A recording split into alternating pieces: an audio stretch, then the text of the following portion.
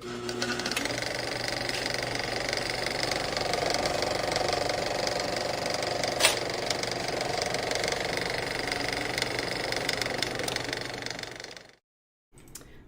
everybody, it's Monday. Here we are once again. The lighting might be messed up because we were fucking around with the what do you call that thing?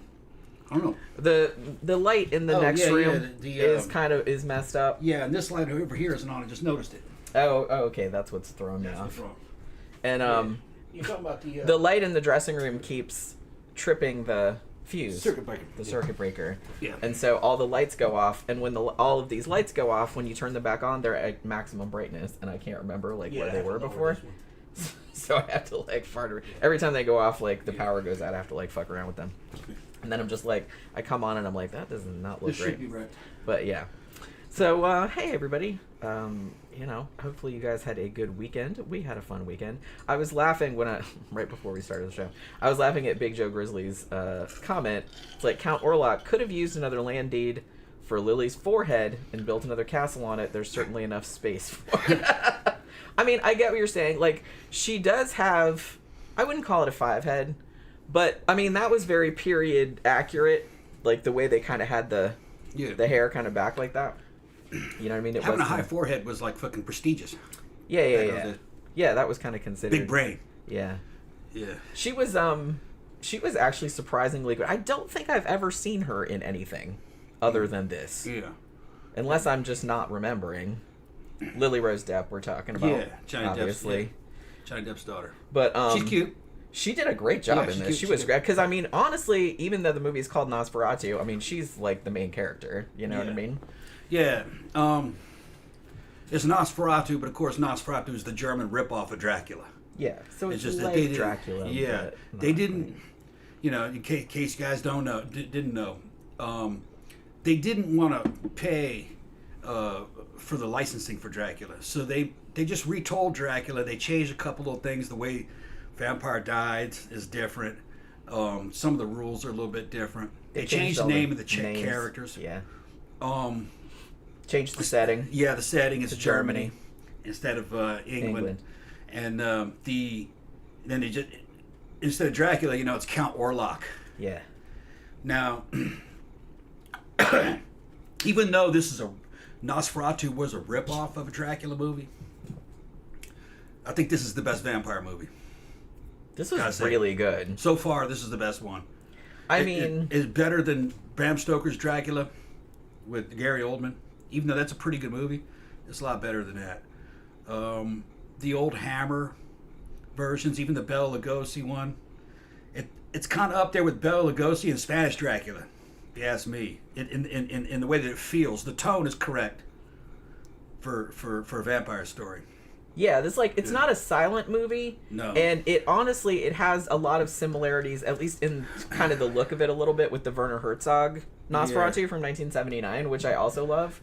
But it's not black and white, but it's it has that real leached out color. So it kind of has a silent film sort of thing, and they do a lot with the shadows and everything like the original one did. In the Victorian era, they would have colors and they would add black to them. It was called saddening. They would sadden colors. They didn't like bright colors. They liked them to be kind of subdued. So this is the template in this is saddened, like the 1800s. Yeah, nice. Big time. Yeah, because it's set in 1838. Yeah. In Germany, like I said, they transferred it from Germany from England in the book to Germany. And then, of course, Count Dracula was based upon Prince Vladimir Tepish, son of Dracula. That was his name. It was an Order of the Dragon. They were basically a gang of warlords, knights. So he called Dracula. In this one, he's called Count Orlok, but when they show him, he doesn't look like Max Schreck from Nosferatu, the rat. That's not what he looks like. He looks just like Vlad Tepish from those woodcuts with the fucking mustache, the hair, the outfit, and everything. He's like a Romanian warlord or a Wallachian warlord from 1500s.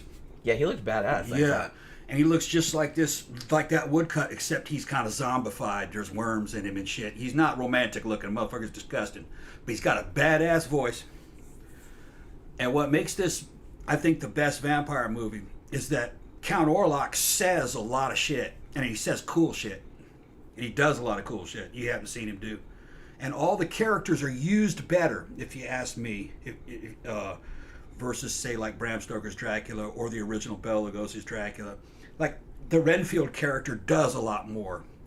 So you kind of appreciate what Orlok was going to do with him, or what Dracula was going to do with that dude. You know, he did do some shit with him in this one. In other ones, he just died in prison. You know, not much happened to him. Yeah, being like, the master is coming. The master's coming, he's here, and then the master kills him. Then he eats some spiders and shit. Yeah. He does more shit in this. And I think that he actually did that in Nosferatu, I think. Didn't he do all that stuff? He might have. I can't really remember. It's been a long time. We actually watched the original Nosferatu from 1922 probably like a few months ago. But the Werner Herzog one, we reviewed it, but that was probably like a couple years back. So I don't remember exactly. Yeah. I know it's very similar. This is very similar to the original, the 1922 one. Yeah. In the original Nosferatu, Dracula wasn't killed by driving a stake through his heart in his coffin. He was killed because they basically sacrificed a virgin. The virgin willingly had sex with him and it killed him. Yeah, I mean, she wasn't technically a virgin, obviously, because she was married. But... she was married, but... And this, but I think, and I don't remember if this was, so please correct me, because like I said, it's been a while since I've seen the original Nosferatu. Because I feel like the whole angle of Dracula, Ermina being the reincarnation of Dracula's love or whatever, which they introduced in the Francis Ford Coppola one. I don't think it had been done before that. Maybe low-key, but I feel like that was kind of like done big time in that one. So I kind of feel like this adds that element. Yeah. Which I don't think was in Nosferatu, but they kind of subvert it a little bit because he's clearly a demon. She's not really in love with him. He's obsessed with her because she woke him up. She woke him up, but she's like repulsed by him. Yeah. But then at the same time, like she can't really resist him. Like there's this weird like psychic connection. Like it's kind of implied that has some kind of psychic gift or something like that. I'm not really sure exactly what it is, but the Dr. Van Helsing character, he just kind of throws out there like, oh yeah, there's a big connection between her and this Nosferatu. In another life, she would have been like an Egyptian priestess or something. Yeah. So she was psychic. When she was young, she somehow woke up. Yeah, it's Count almost Orlok. like she asked because he was in slumber. Yeah, like in the cold open there, it kind of implied that when she was younger, she asked for love or she asked for a companion, and I guess he was like the demonic force that answered. Yeah. And then like over time they had this like twisted relationship, but she was disgusted by him. Yeah. But she couldn't. That's not totally made up in vampire lore. I mean, even in like Vampire Lestat was becoming a rock star, a fucking vampire rock star, and an ancient vampire named I think her name was Aisha, wasn't her name, or Alicia? I thought it was Akasha. Akasha, that's right. Akasha heard his music. She could hear radio waves, and she woke up. So vampires sometimes in vampire lore will slumber for a long time. They get depressed, so they just sleep in the ground. Yeah, it's not like they're going to die or nothing. So they're just like, I'm just going to sleep for a few centuries. Yeah. I'll wake up when shit gets interesting again. And Orlok said that. He said that he had been sleeping in blackness, remember, for centuries, and that he heard her. So there's some, So she had some kind of power, obviously, that was... So I kind of feel like... turn him on. Yeah. Well, look, man, that's what the fucking... this thing where they tried to make up... Mina, from from Bram Stoker's Dracula, they had to make up that like Mina was like his wife reincarnated, what made her so special. Yeah. They just didn't want to say, man, Dracula thought she was fucking hot. Yeah. Because if you have to act, that doesn't really sound right. Because if you're a vampire, you have your pick and choose of the entire litter. Yeah. You would just you would just be looking at that top 1%, and that's still thousands of women. So none of them. They would all be about the same at the level you were hunting out of. So there has to be some kind of justification. And with this one, she's psychic. So that's what makes the difference. I think that's one of the problems that a lot of people had with the Twilight franchise, is that why would a centuries-old vampire like Edward fall for like a completely mundane high school girl. Yeah, no, they wouldn't be into But that. like I said, it's a teenage girl fantasy. Yeah, yeah. Is what that the book vampire is. finds her special. That she's special, right? So it's just like that's kind of what that is. In reality, the vampire would just eat you. Yeah. Yeah. Because there's lots of those. Yeah. A vampire, I I'll believe. just find another one. Based on my study of the lore, vampires are a creation of what do they call those things? Fucking that other Romanian thing. Strigoi? A strigoi. A strigoi could crossbreed with the living, the dead, and the undead. They could have sex with a dead body and something comes out of it. That's wild. Yeah, like another creature. Yes, like an undead fucking creature. The movie Blood Weird Vessel. shit. Well, they can also have sex with a living person, and what's born is a living vampire. And right there, if that bites another person, does that become a vampire like Dracula? You know what I mean? So, is the vampires we know, are they an offspring of the strigoi? Now, the strigoi is like the king vampire. The living and the dead and the undead worship him. Well, originally... And they have magic. They're sorcerers, which that makes it even fucking worse. Because they're a vampire and a witch. They can cast spells and shit. Because I kind of feel like mostly the original folkloric vampire was kind of more of a ghoul type situation. Like a ghoul or a zombie. And usually they fed on their own relatives. Yeah. You know what I mean? Like they bury you and then they'd come out like and snack on their... It comes from the plague.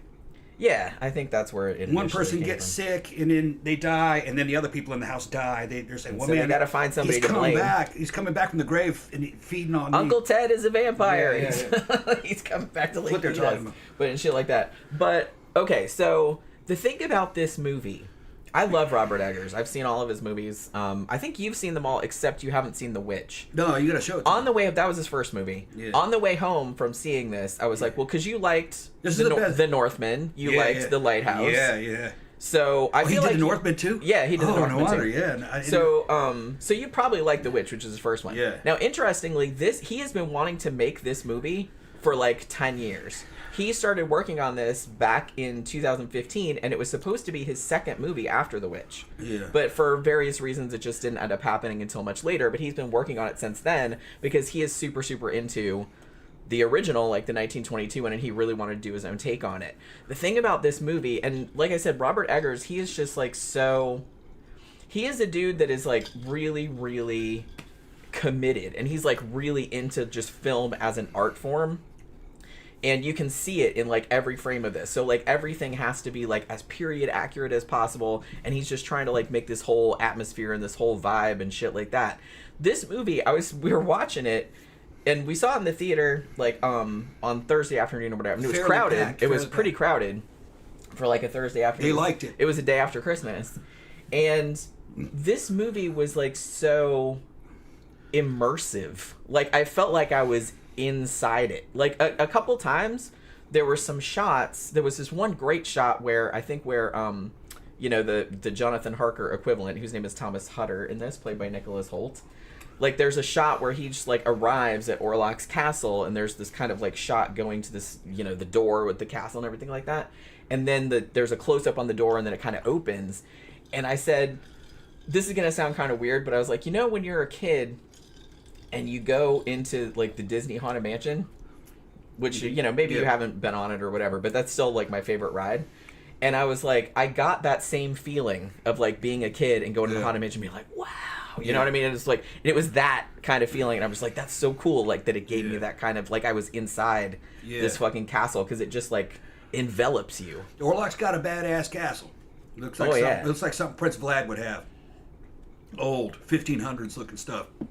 Real thick walls, big doors. He doesn't have any vampire brides with him, not like Dracula. Dracula had 3 vampire brides with him. I don't think they did the brides in Nosferatu. He had 3 wolves. Like I don't think even they had wolves in Dracula too. Yeah. But I don't think, as far as I know, like I don't think any of the versions of Nosferatu had the brides in it. Yeah. No, but this one they just used 3 wolves. I mean, in this one, Nosferatu just straight up attacks. Yeah. Thomas Hutter / Jonathan Harker. According to his directly. story, he had been depressed for a long time anyway. He didn't have any... He wasn't making brides. He was just fucking sleeping. He woke up and he was in his castle. Lazy ass vampire. And he was trying to buy some property and doing stuff, and he's very insistent. You know, fucking, he has a badass fucking Romanian accent. He speaks Romanian and English. And it's probably archaic Romanian too. Yeah, and he's got a real deep fucking voice, a really fantastic accent, and he's also kind of slightly. He sounds kind of slightly twisted when he's talking, you know, and like that he's you know having fucking strong urges to kill people and to drink people's blood, and he's fighting shit, you know. He's trying to hold off, talking, not go crazy. And then the dude fucking Thomas, who's the broker.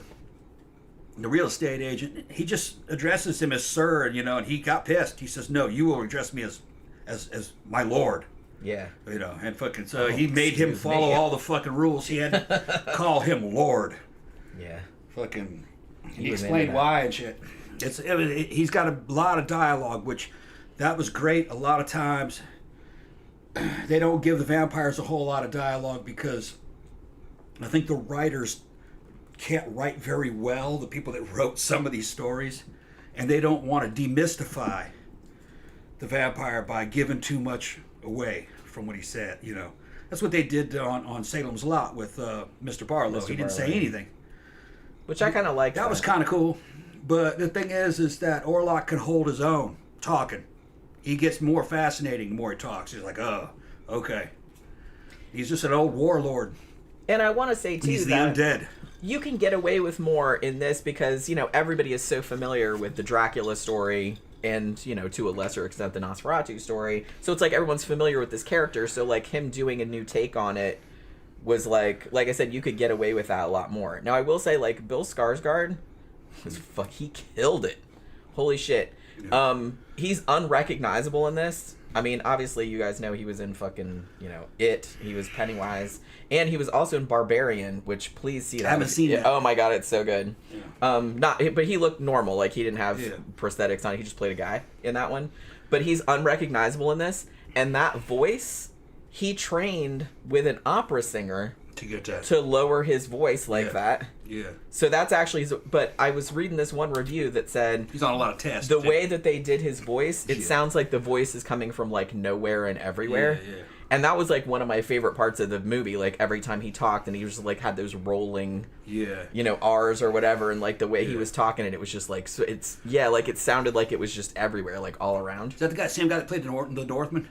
No, he was not in the Northman. Okay. I don't know this particular actor. You probably know him if you saw him. I saw him, yeah, but I could tell through his voice. But he played Pennywise. We saw it. Okay. You know what I mean? He was Pennywise. How old is he? He's younger. I think he's maybe 40s. Maybe. Okay. He might be younger than that. All right. He doesn't look that old. If that honestly. was his voice just under training, that motherfucker's got a high testosterone count.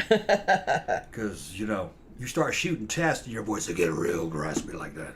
You know what I mean? But he's fucking awesome though. Like, and he was just like, like the whole time. I was like, I thought that was so cool. Like he was just like so. Everything's cool. like a growl and shit. You know. He was fucking cool. And it's not like it's so much he's overdoing it. He's just 34. He's 34. Okay. He's 34. But he does a fucking he sounds like I just thought this he was kind of young. very fucking ancient, archaic warlord who can speak a couple different languages at least. He's real intelligent and he's just moving slow. And he wants to kill you. But he has to get shit done with you first. That's why he's interacting with you. It's a good. It's like he really liked to eat you. Yeah, but he can't yet. Now, in Dracula, he's trying to hook up with Mina. Basically, you know, it's like it's a love thing. He's not really what Orlok wants is to end the curse. He wants to die. We were talking about this in the car on the way home because this is kind of it has a similar ending. I kept thinking it's, you know, you can't really spoil Nosferatu because it's like pretty much the same story as 1922, and it's very similar to Dracula, even though the ending is different. It's all the details that are different that's good about the movie. Yeah, but it's just kind of like delivered it. So we were talking about this because I said, I always thought, like, I think in the original Nosferatu, and like I said, please correct me because it's been a while since I've seen it, but I thought that the whole thing, because the same thing happens in that where Ellen, like, essentially, like, kind of draws him to her, and then makes him stay there until the sun comes up, and then he vanishes, right? Which is essentially the same thing that happens here, although he actually kind of dies. But Tom was making the point on the way home. He said, I think that he did that on purpose. Like, he knew on some level that drinking her blood, like, of the willing sacrifice and everything like that, was going to kill him. Yeah. And he did it willingly because he wanted to end the curse. And he knew that she was the only one that could do that. Yeah, he wasn't doing it because he loved her. Well, no, nobody thought that. No, he was... But it's like, it could have been, because, like, the sun's coming up, and she's like, nah, man. He like, was watching it come up. Yeah. He could have left. Yeah. But he didn't. No, he wanted it to end. But he needed somebody to help him end it. And she was... I think the reason why he woke up is because that was somebody he could work with. She'd go willingly. Because they have to go willingly. Yeah, because that was a whole thing. Like, if they go willingly, then you're freed from the curse. You both die. Because I don't know if you got that, but the thing that Thomas signed at the castle... Yeah, was selling his wife. That was selling his wife off. He didn't know what it was, though. No, because he was like, well, I don't know what this says. Like, and he's just like, just sign it. You know what I mean? And so he signed it, but that's what he was. He was signing He sold her. his wife to fucking Orlok. I mean, he didn't know. Like, he didn't do it on purpose. And he fucking paid him money. He says, here's your commission. Yeah. But it wasn't for the property. For the property. It was for the wife. Yeah. That way it was fair and square. He could bite her. Well, he went right for the heart, man. He was just like, and just started sucking it out of there. Like, but like I said, she had to do... Well, the thing about it, you can say she went willingly, which she did, but was it really? Because he kind of coerced her. He said, if you don't, I'm going to kill your husband, and I'm going to wipe out your whole town, with the plague. Because he brought all those rats, like, on the ship. That's another thing. In this one, they bring in the Nosferatu, he tends to bring in the concept of plague. And when Orlok shows up, plague starts hitting Germany. Rats the 1979 did that too, like with all the plague rats coming on the boat. Yeah, and fucking the Van Helsing type character, and then Thomas and the other guys that are trying to stop Dracula. They're mostly trying to stop it to end the plague because it's just wiping the city out. Yeah, everybody dying, bodies laying in the street, and dogs eating them and shit like that. Yeah, it's like pretty horrific. Some really cool effects.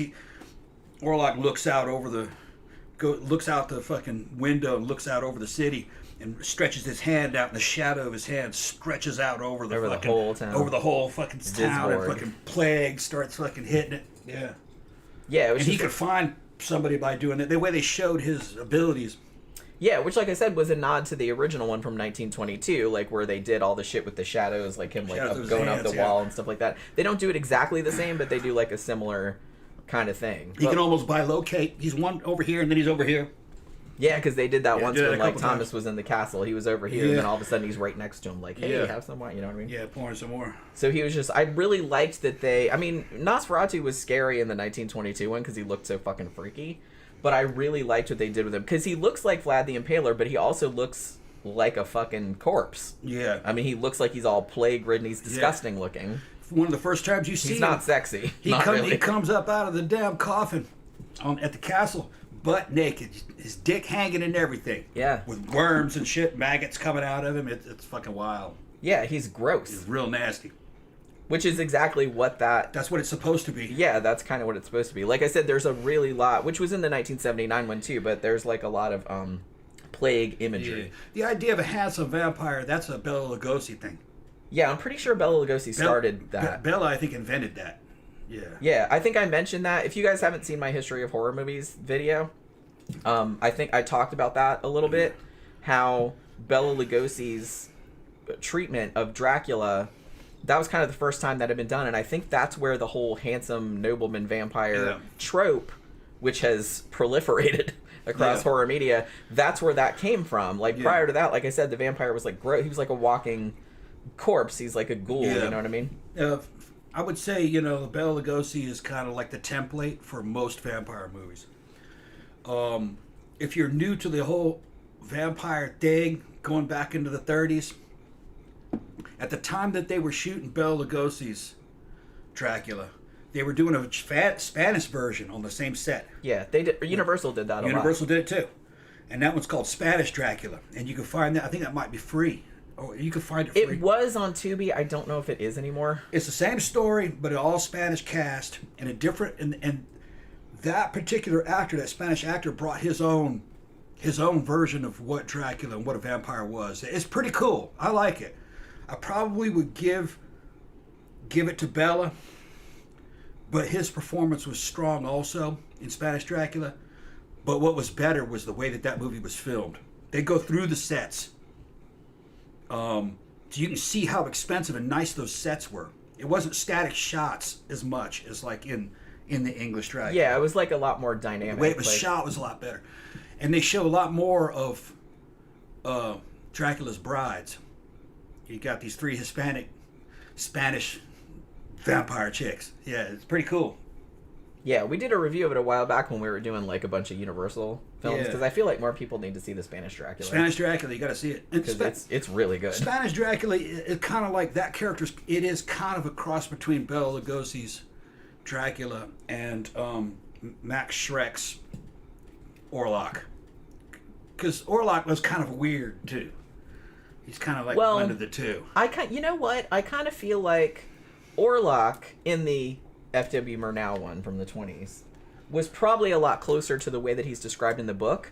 Yeah. But then when I saw this one, the Robert Eggers one, I kind of feel like this is probably the most book accurate. Do you agree? Or they're talking about Vlad Tepes, Prince That's Vlad what I the mean. Impaler. So That's who like, this is. Yeah, so he looks like a gross old Vlad man. the Impaler. Yeah. You know what I mean? Like, he doesn't look like a monster necessarily, because, like, you know, Nosferatu, like Max Schreck in Nosferatu kind of looked like a rat a little bit. Well, he does kind of look like a rat in some shots, too. But in this one, I kind of feel like he looked like a man still, but... he was kind of rotten. But fucked up. Yeah. Like, he still looked kind of corpsey. Although when he was at the desk in his castle cutting the deal and everything, the way he was looking down, his face did look kind of rat-like. Yeah, they gave him, like, a longer nose. Yeah, you could... They were playing games with you. They were kind of trying to give you a little bit of everything. They were trying to give you the old Nosferatu and the new Nosferatu and fucking together. Well, I kind of like, because for a long time, they were trying to keep it like a tightly shrouded secret what Bill Skarsgård looked like in the Nosferatu makeup. Yeah. And I think they even released some fake images, like of posters and stuff, where he looked like more like the Max Schreck version. Yeah. So I don't know if somebody photoshopped that or if they actually did some more Max Schrecky looking makeup on him for that photo shoot. I expected him to look like Max Schreck. Because I did too, but like in the movie, he doesn't really look like that. He looks more like a big, like scary, corpsey Vlad Tepes is what he looks like. Like with the mustache and like all the Wallachian, like outfits. Warlord kind of thing. Yeah. Like he looks like this big hulking. Like he looks really cool. I thought he looked really cool. Yeah, he's big. Yeah, they made him like 6'3". Yeah, and I think Bill Skarsgård lost a bunch of weight too, so he would look more skeletal. Yeah. But they kind of pumped him up like with all the clothes and all the prosthetics they put him, because I think at one point, like especially at the end, like when he dies. They had to put in that scene where Thomas Hutter was trying to kill him in the coffin, like they had to do like whole body prosthetics. Yeah. Like, because he's naked. Yeah. Like in those two shots. You see him butt ass naked. Standing out of that, he's just like, he looks like a dead body, like walking around. With like you said, like with maggots and plague sores and shit like that. He looks like disgusting, but like in the best possible way. I think they did a really good... Because at first I was just like, oh, I wasn't expecting that. I was expecting him to look like the Max Schreck Nosferatu. But the more I thought about it, I was like, I'm glad they didn't just rehash that. No, they didn't. Because that's been done. They did an original take on it. So they did their own. It's more historical. Yeah. And like I said, it's Vlad the Impaler. Yeah. And it to me, it kind of looked more like how he was described in the novel. Mm-hmm. You know what I mean? Yeah. Because, man, if you went to a castle, like just for your job, and the dude that opened the door looked like Max Schreck in Nosferatu, you would run the fuck away from there. Yeah. Because it's like, that is clearly not a human being. You know what I mean? But this guy still kind of looks like a person if you don't look too close. He just looks like kind of gross and like disease-riddled. You know what I mean? But he still looks like a man. So I thought that was like a good... I don't know. I just really like... Bill Skarsgård, he's the fucking man. He's like so good in everything that I've seen him in. And he's kind of become the go-to guy. I saw one review earlier that said like he's like the modern era's like Lon Chaney. Yeah, maybe. You know what I mean? Because he's always like under all of these prosthetics where he's like unrecognizable, but he's always fucking great in like whatever he does. But he has that, and he also has that. You couldn't really see it in this, but you saw it when he was Pennywise. He has that lazy eye. Yeah. And they used that when he was Pennywise, because he does have. Because when he's in Barbarian, where he just plays a guy, you can see it. You know what I mean? But he has that, but he always like uses that to his advantage. In this one, his eyes are real cloudy, just like corpse eyes. Yeah. Like he's been dead. It's weird. Yeah. It's good. It's good. It's the best vampire movie. Just sorry. I mean, it's really good. Yeah, like I said, it's one. super gothic in the classic literature sense. Yeah. So it does have like an element of melodrama to it, which maybe some people that are not real into gothic horror might not like. The edit's real good. There's not a single boring moment. Even though it's long. It's like 2 hours and 20 something minutes or something. in each. But it didn't seem that long to me. Because I was just like... I don't know. I just found it like entrancing. I was just like really into it, and it's just kind of like all the acting is really good. Like the cinematography, it's just beautiful. It's just like beautiful to look at. William Dafoe plays the Van Helsing type character. The Van Helsing. What's his name? Analog. I forgot what his name was. Professor Von Franz. Dr. Von Franz. Something like that. Yeah, and he does a fucking great job in it. And they add more to that character. He got kicked out of the of the medical community and the scientific community because he was fucking around with alchemy and for the occult too much. Yeah, he got into the occult. So he was kind of an outcast, but he knew all about vampires though. Willem Dafoe is a delight. Yeah. I will watch pretty much anything that motherfucker's in. He was like fucking great in The Lighthouse, which is also a Robert Eggers film. He's also, but wasn't Robert Eggers, but this is another movie that I saw him in recently was Poor Things. Who did that? Yorgos Lanthimos or whatever his name was, which was also fantastic. Where he played kind of a Frankenstein-y, Dr. Frankenstein kind of character. Yeah. But he's pretty much in this. Because Tammy was saying, he should have been in it more. Because, Willem Dafoe doesn't show up until probably like 2/3. Well, maybe not that far, but like 2/3 of the way into the movie. 1/3 way in, I think you saw him. I mean, it's a while, like before you get to him.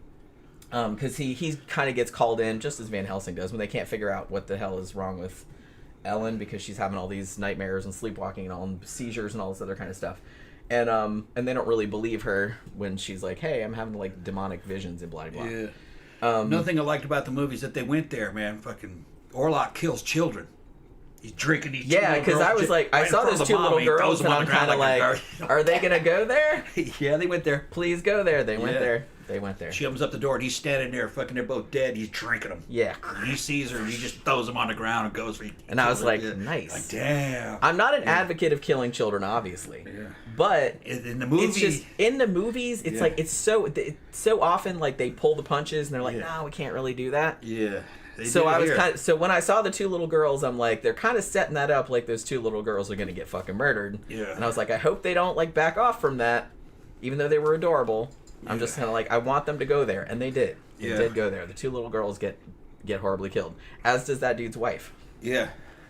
And he doesn't treat his whole family. He doesn't treat him with any respect. Yeah. Throws them like garbage.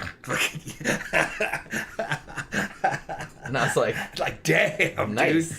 Yeah. Well, like I said, he's a monster. He's a fucking monster, yeah. He monster. Don't care. No, he's just hungry, man. That's just, like I said, that's just a little nugget right there. Yeah. The two little girls. But, yeah, that was actually, like, a horrifying... Yeah. It was really well done, that scene. Because at first, like, you know that's going to happen at some point. Because the way they set it up like that, and it's like, then you just hear these little girls, like, screaming from down the hall. And, like, the mom runs down, they're like, holy shit, you know what I mean? All the acting is outstanding. Everybody did a great job. Depp did a great job. The other women did a good job. The supporting cast, everybody's great. Everybody's good in this. Not good, everybody's great. Yeah. Everybody's great. It's a great movie. I kind of laughed because... It's the best vampire movie.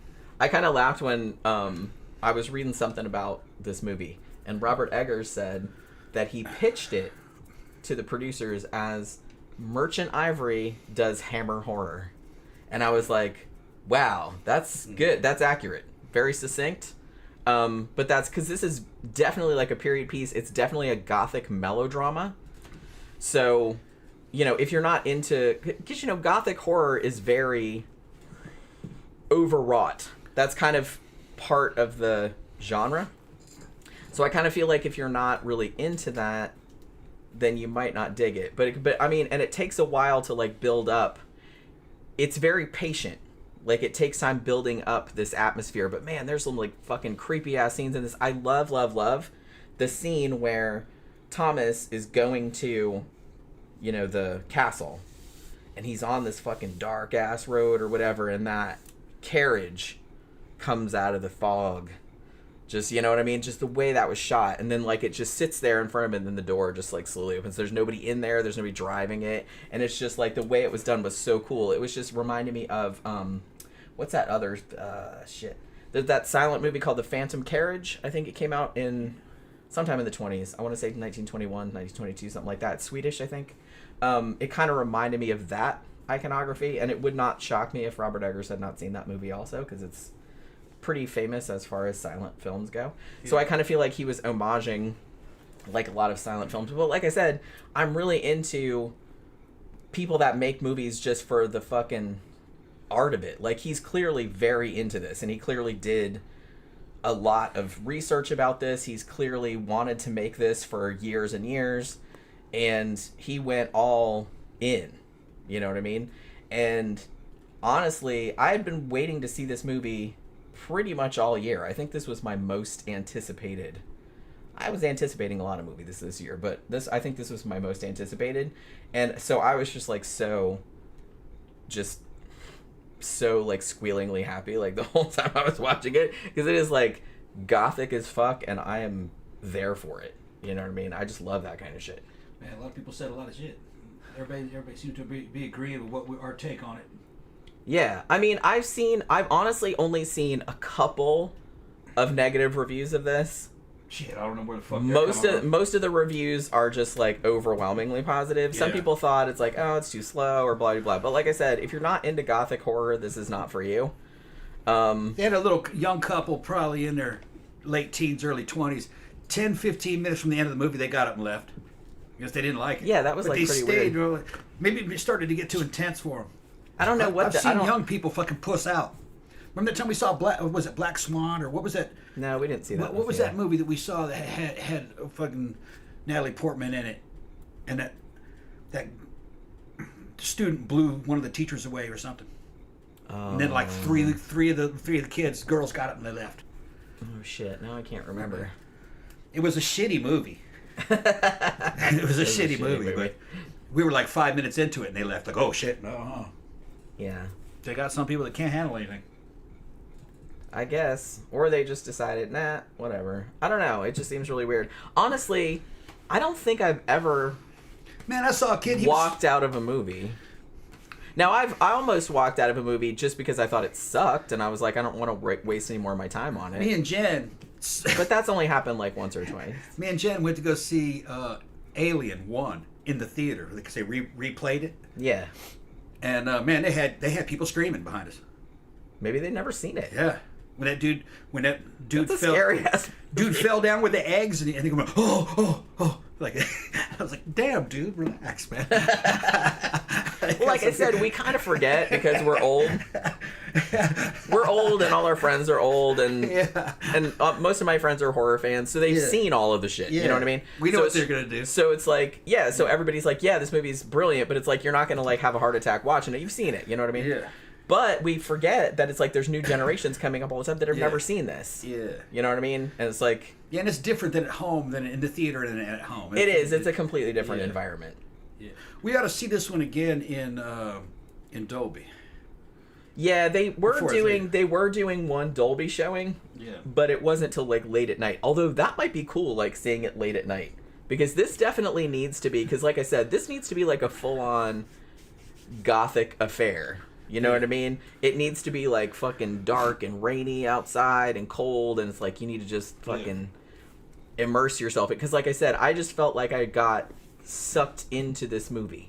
Like I felt like I was in the movie. Yeah, it's a great movie. You know, it was just very all-encompassing. Yeah. Maybe everybody didn't feel that, but I totally did. I felt like I was inside it, like it was a ride, but like not in a cheesy way, but just that you were like involved in it. Yeah, we got a lot of people watching right now. Yeah. Can we talk a little bit about Nicholas Hoult, who played Thomas Hutter? I love him. I have loved him ever since I saw him as Nux in Fury Road. And this is, I guess, he's been in a Dracula movie because he was in Renfield. He played Thomas, right? Yeah. Yeah. I thought he looked familiar. He was in Renfield with Nicolas Cage. Yeah. Which, I don't think I watched it. I don't think I reviewed it, though. I did like it, but man, that was a weird-ass flick. I kind of like what they were going with it, but I'm not sure if I liked it or not. I have to, watch it again.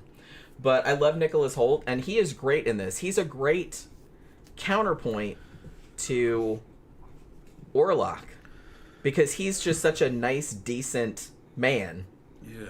And lost his wife. Yeah, and it's just kind of, and it's really sad. It's the relationship between them is just so well set up, and you know that it's going to end in tragedy.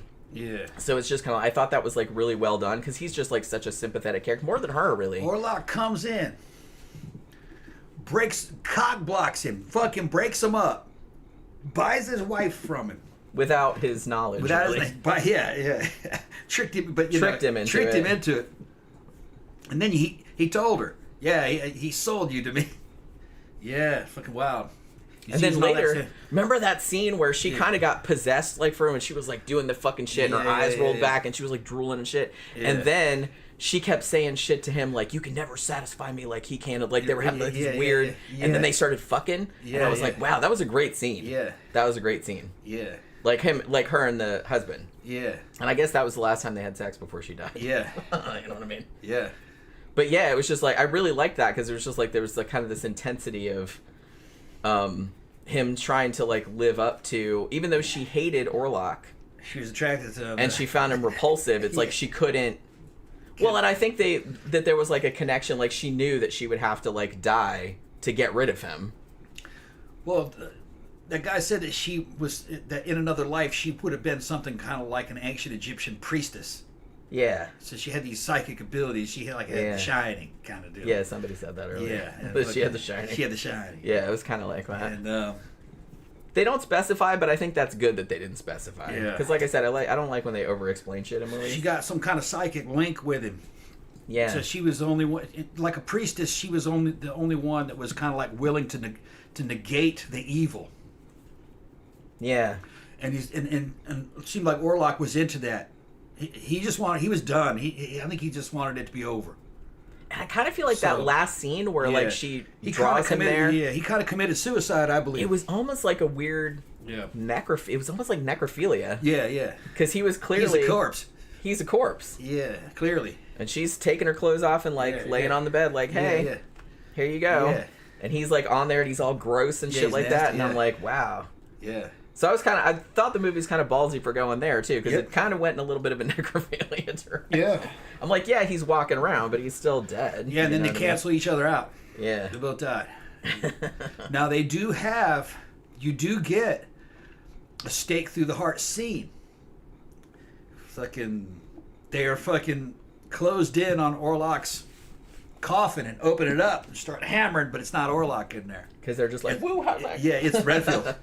Yeah, well, put him in it's the Renfield equivalent. Herr Knock. Yeah. Who was actually Thomas Hutter's boss. Yeah. Who had previously... Who was also using magic. And I don't think this was in the original story, because I think in the original story, and again, it's been a while since I've read Dracula, so forgive me, but I thought that Renfield was the first estate agent that they sent to Dracula, and then he got, kind of bitten and made into a thrall or whatever, and then they sent Harker.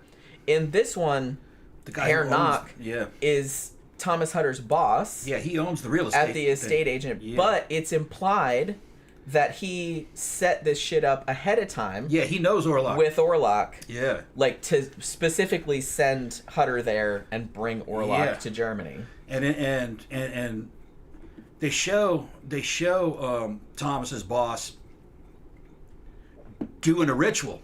Basically kind of like a demonic ritual, star in the ground and everything. He's got magic books and shit. He's trying to do this ritual. He's doing this because he wants to become a vampire.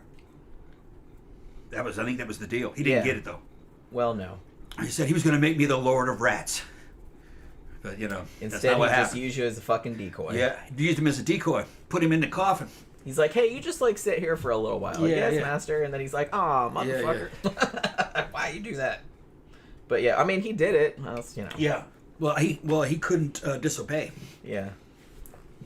And you do get a good scene of him. Didn't he bite a pigeon's head off or something? Yeah, he was ate a pigeon. Bit pigeon's head off, was eating it.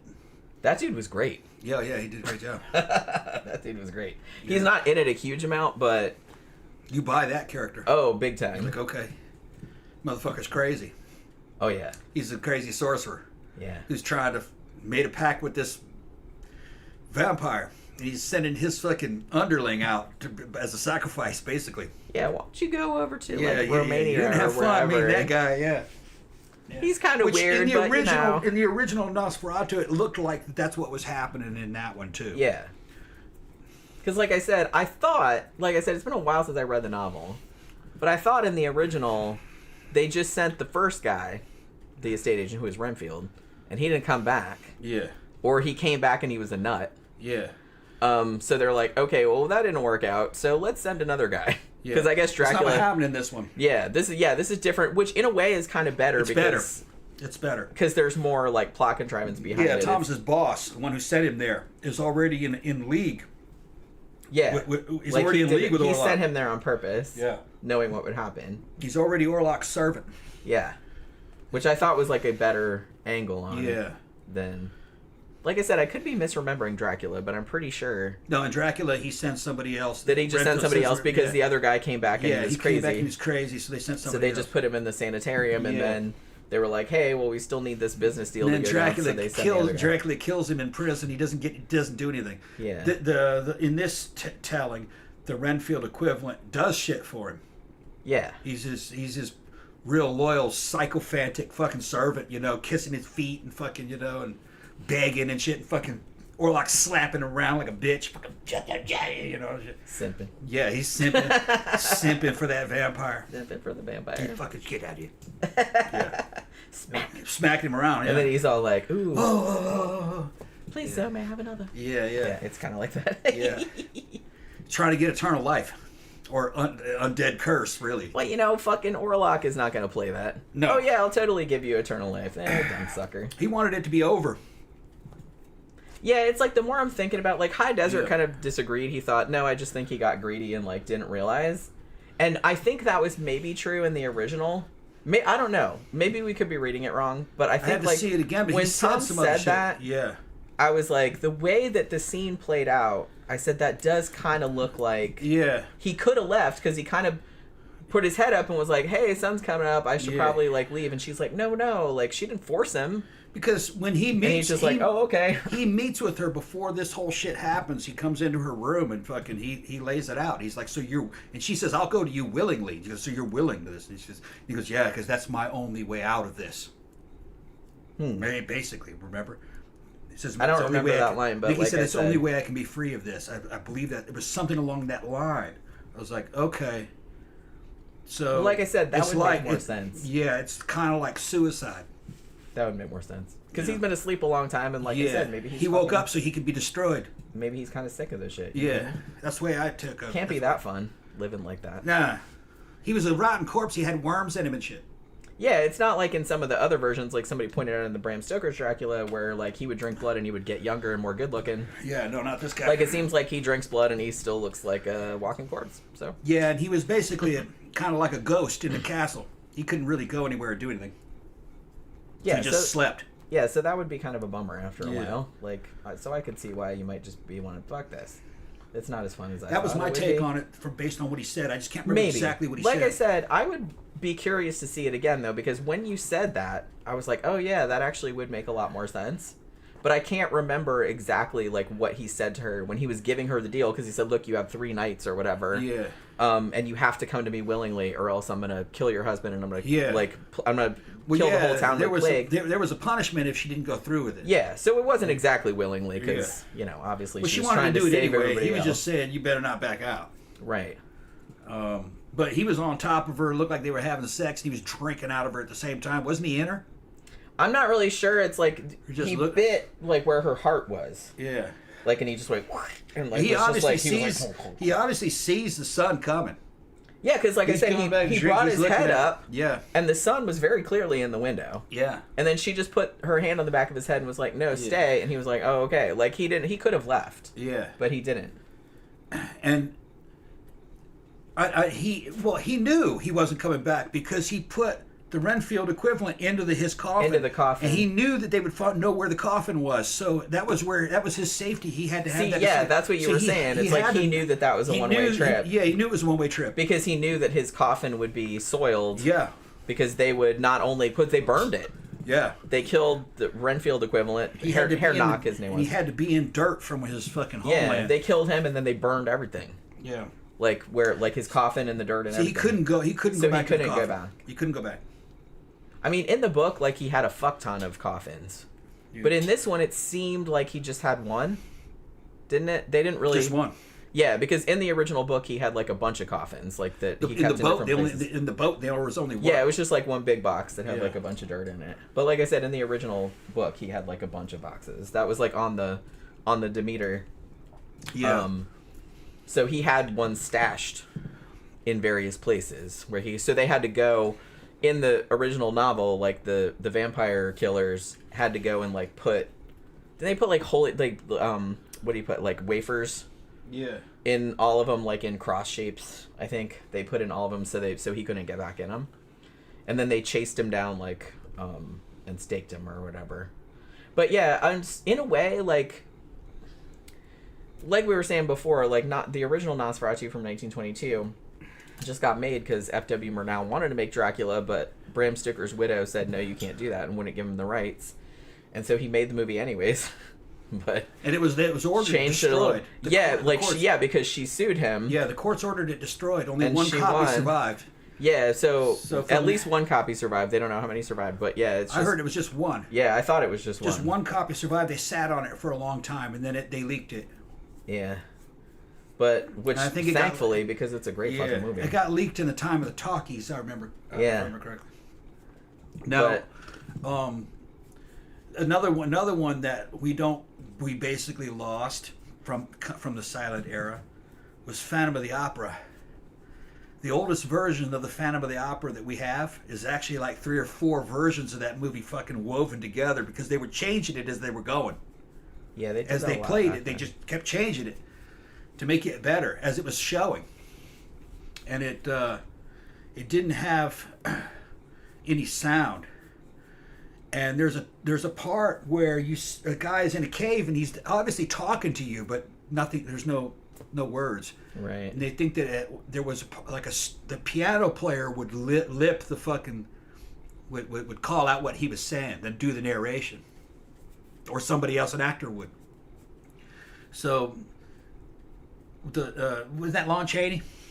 Yeah. Did that? Yeah. Yeah, the version we have is like cobbled together. We don't really know what the original was like. Gone. Yeah, Subjective Perspective Collective points out London After Midnight. Also, that's another lost movie with Lon Chaney from the silent era. Okay. There are still stills from it, and actually on my History of Horror Movies video that I did, I actually did find like a couple second clip of it that survived. But it's that's kind of one of the most famous lost films of the silent era. Yeah.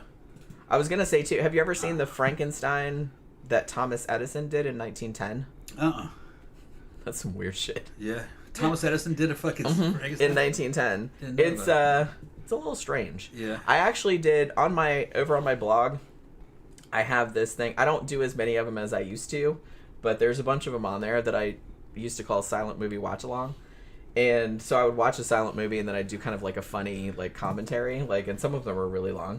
And I did one of that Frankenstein movie because it's like, it's so weird. I can't even describe like how fucking weird it is. It's not super long because a lot of silent movies, they weren't that long. I don't remember how long it was, but it wasn't like full. Well, they didn't cost anything to watch either. I think people probably paid a penny. Yeah, well, That's what I mean. Yeah. So, like I said, a lot of the silent movies, like a lot of the really early 20th century, like George Méliès and all that, they were like fucking 5 minutes, 10 minutes, 15 minutes, something like that. But I think this one was longer than that. Might have been 17 minutes, 8, something like that. All right. So, is there anything else you wanted to talk about this one? We got it. Not about the movie. Yeah, but I meant to mention this on Friday Night Sidetrack show, and I totally forgot because I am a dummy. But this is a new card game that I made. Because remember, sometimes I do Show it. card games and board games and stuff. And this is my latest one that I finally finished. I started working on this like 2 years ago, and I just never got around. But this is a little card game that I made called Dear Departed. And it's kind of like a seance kind of game. Show the sides in the back and everything. Like, it's kind of got little... Like I said, it's just cards.